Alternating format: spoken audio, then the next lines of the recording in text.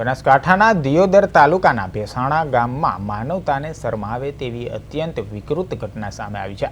અહીં એક નરાધમે વૃદ્ધે ઘર આંગણે બાંધેલી ગાય સાથે કુદરતી ક્રમ વિરુદ્ધનું દુષ્કૃત્ય આચર્યું હોવાનો વિડીયો સોશિયલ મીડિયામાં વાયરલ થતાં ખળભળાટ મચી ગયો હતો।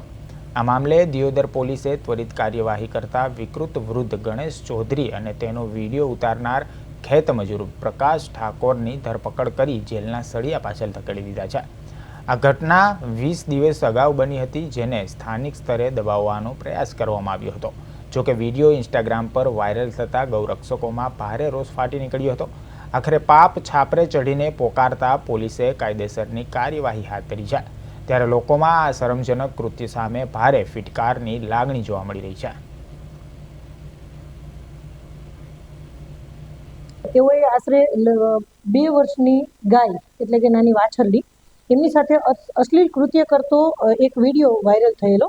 આ કામના આરોપી વિરુદ્ધ એ બાબતમાં દિયોદર પોલીસ સ્ટેશન ખાતે BNS કલમ 296A, 270, 292 તથા પશુ ક્રૂરતાના અધિનિયમની કલમ 11(1)A તથા GP એક્ટ કલમ 110 અને 117 મુજબનો ગુનો રજીસ્ટર કરેલ અને ત્યારબાદ આ કામના આરોપીને પૂછપરછ કરતા તેમને સઘળી હકીકત જણાવી એ મુજબ તારીખ 2/4/2026ના રોજ એમના ઘરે લીમડાના ઝાડ નીચે એક 2 વર્ષની નાની ગાય એમની સાથે એમને અશ્લીલ કૃત્ય કરેલું હતું તેવું એ જણાવે છે।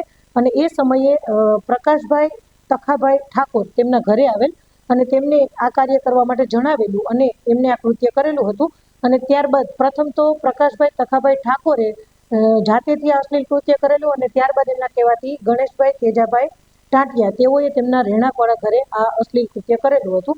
અને એ સમયે આજે પ્રકાશભાઈ તખાભાઈ ઠાકોર છે તેમને તેનો વિડીયો બનાવેલો હતો અને એ બાદ ગણેશભાઈ નાઓને આ અશ્લીલ કૃત્ય કરવા માટે જણાવેલું અને વિડીયો બનાવી અને એમને મોબાઈલમાં સાચવી રાખેલો હતો।